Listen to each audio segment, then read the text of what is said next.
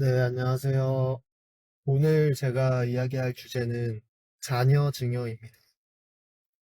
저같이 그렇게 돈이 많지 않은 사람들은 자녀에게 증여를 하는 것이 굉장히 망설여집니다. 저도 실제로 와이프가 우리 집도 없고 이제 내년에 또 집도 다른 데로 전세 나가야 되는데 그 돈으로 보태서 집을 사든 뭐 전세금에 보태든 하자 했었는데요. 저는 옛날부터 이제 증여를 꼭 태어나자마자 해줘야겠다 마음을 먹고 있어서 그냥 했습니다. 지금 안 하면 계속 못할 것 같아서. 왜냐면 애한테 드는 돈이 갓난 애기인데도 생각보다 많더라고요. 그리고 또 크면서 또 더 많이 들잖아요. 그래서 그냥 눈 딱 감고 해버렸습니다. 이제 자식에게 증여를 하는 건 굉장히 간단한데요. 현금으로 딱 보내는 게 제일 쉽긴 합니다. 현금 보내고 그 이체 확인증이라고 하나요? 그거 이제 파일 올려가지고 증여세 신고하면 끝입니다. 근데 저는 주식 증여를 했습니다. 주식 증여를 하려면 증권 계좌가 필요한데요. 그걸 만들려면 가족관계 증명서가 필요합니다. 출생신고를 하면 바로 될 줄 알았는데 그게 이제 등본을 뗄 수는 있지만 가족관계 증명서는 이제 전산이 법원 쪽으로 넘어가야 되더라고요. 그게 한 일주일 걸립니다. 그래서 일주일 정도 기다렸다가 이제 증권 계좌를 아이 이름으로 만들어주고 넘겨줬습니다. 저는 레버리지 상품을 자기 이름으로 거래를 할 거여서 그 레버리지 ETP 교육을 자기 이름으로 들어서 수료증도 넣어놨습니다. 제가 가지고 있던 TQQQ라는 나스닥 지수를 3배 추종하는 ETF를 2천만 원어치 넘겨줬습니다. 저는 이제 국내 주식을 하면서 21년도 중순쯤에 그 3배 레버리지 투자가 조금 말이 나오는 거예요. 그래서 이제 또 혼자 좀 알아보고 하다가 아 괜찮은 것 같은데 해서 22년도에 대출을 받습니다. 그랬는데 이제 대출 받으니까 또 러시아 우크라이나 전쟁이 터지면서 완전히 하락장이 펼쳐졌죠. 그래서 제가 그때 받은 대출이 제가 모았던 돈보다 한 2배 정도는, 두세 배 정도 컸거든요. 마음이 굉장히 아팠습니다. 그때 이제 월급이 들어오면 계속 TQQQ를 샀어요. 왜냐면 어차피 언젠가는 회복이 될 걸 알았기 때문에 계속 샀습니다. 근데 이제 그런 생각이 들었습니다. 지금 내가 사는 물량으로 증여를 해줘야겠다 싶어서 이제 첫 번째 계좌에 한 2천만 원 정도 TQQQ가 모이면 다음 계좌에 또 넣고 와이프가 셋째까지 낳는다고 해서 셋째 계좌까지 다 만들어 놨습니다. 지금 계좌 수익률은 셋째 용 계좌가 제일 높은데요. 그러니까 하락장이 엄청 길었다는 뜻이겠죠. 그래서 그 세 번째에 있던 물량을 아이한테 넘겨줬습니다. 제가 정확히는 기억이 안 나는데 수익률이 한 160% 정도 됐었습니다. 그걸 제가 팔아서 현금화를 하면 양도소득세를 얼마나 낼까 그 시뮬레이션을 해보니까 300만 원 조금 넘게 나오더라고요. 그래서 그 세금도 아낄 겸 그리고 증여도 할 겸 해서 그 물량을 넘겨줬습니다.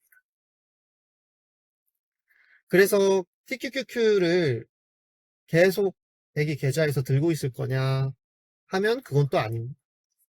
저는 장기적으로 2배 정도의 레버리지로 만들어 주려고 하는데요. 왜냐면 3배짜리는 하락장에서 추가로 매수를 하지 않으면 그냥 녹아버립니다. 제 생각은 그렇습니다. 그래서 근데 이게 맞춰주는 게 쉽지가 않아요. 왜냐면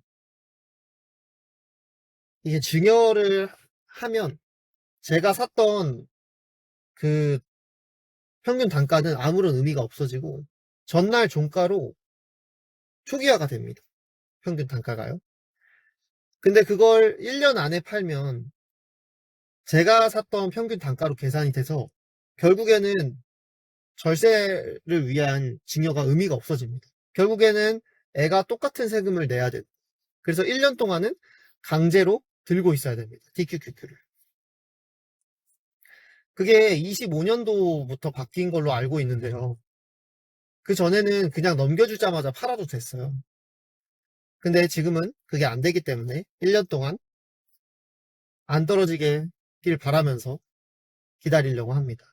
그래서 1년 지나면 그 인적 공제 100만 원까지만 팔고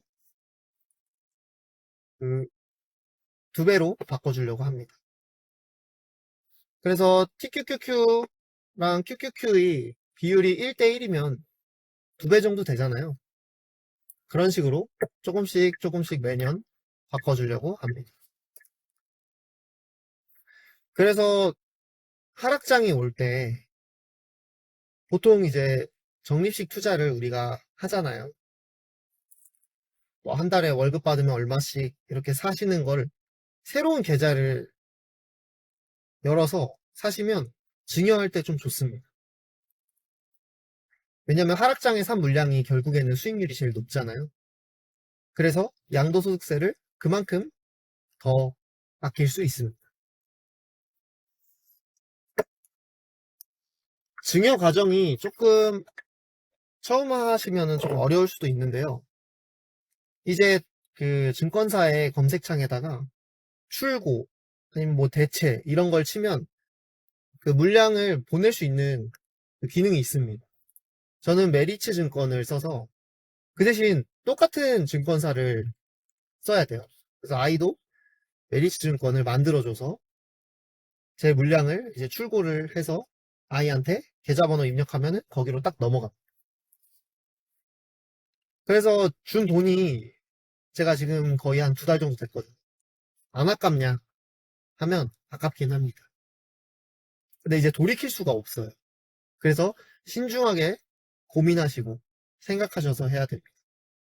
애가 밤에 자꾸 안 자고 그리고 너무 칭얼대고 그러면 솔직히 한 100만 원 빼가고 싶고 그런 기분이 드는데 이제 어쩔 수가 없습니다.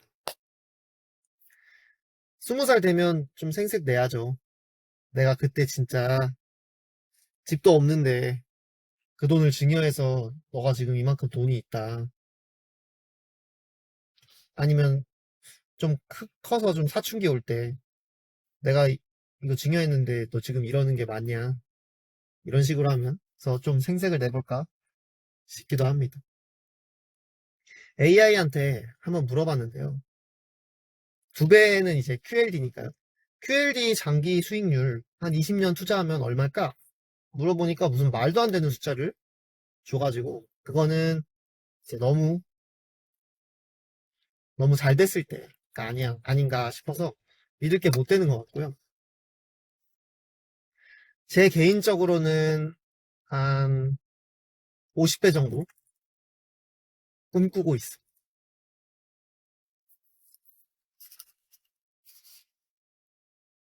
저는 이제 제가 나중에 부자가 될 거라는 걸 한 번도 의심하지 않는데요. 근데 그때 부자가 되고 나서 증여를 해주면 너무 증여세를 많이 내야 되잖아요. 그래서 지금 주고 뭐 또 줄 수도 있지만 안 줄 수도 있습니다. 그래서 지금 조금 돈이 없더라도 지금 주고 나중에 낼 세금을 지금 아낀다 생각하고 있습니다.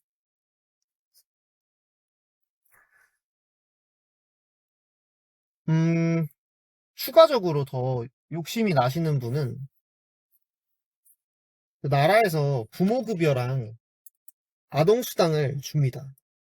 부모급여는 이제 월 100만 원씩 1년, 그리고 2년 차에는 50만 원 해서 총 1,800만 원을 주고요.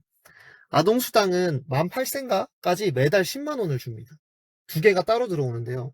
이걸 아기 계좌로 그 받는 걸로 바꿔놓으면 증여를 할 수 있습니다.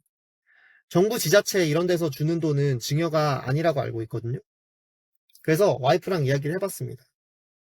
내 거 2천만 원 주고 이거 또 주자. 이거 110만 원 줘서 그냥 이제 끝내자. 얘한테 증여하는 건 끝내자. 했는데 그건 절대 안 된다고 해서 그 아동수당 10만 원짜리만 슬쩍 바꿔놨습니다. 100만 원짜리는 눈치챌 것 같아가지고. 그래서 여유가 되시는 분들이라면 부모급여, 아동수당도 같이 넘겨주시면 시드가 더 커지겠죠? 우리 아이들은 이제 시간이 많잖아요. 그 대신 시드가 없잖아요. 그래서 시드를 채워주고 그, 그 많은 시간을 장기 투자를 한다면 이익이 훨씬 극대화될 거라고 생각합니다. 그래서 저는 그냥 넘겨주고 2배짜리 바꾸면 그냥 안 볼 생각이에요.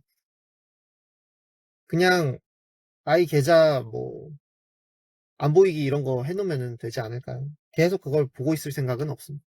그래서 자녀 증여도 조금 여력이 된다면 고민 한번 해보시는 거 어떻겠냐 싶어서 이야기 드렸습니다.